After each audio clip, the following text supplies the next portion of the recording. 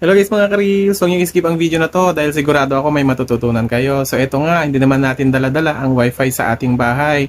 So pag lumalabas po tayo, gumagamit po tayo ng data.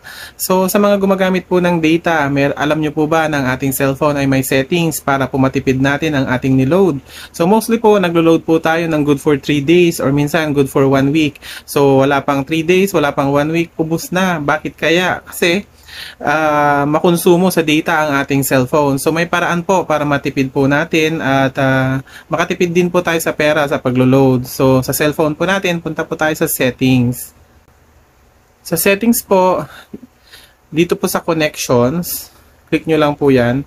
Meron kayong makikita dyan na data usage.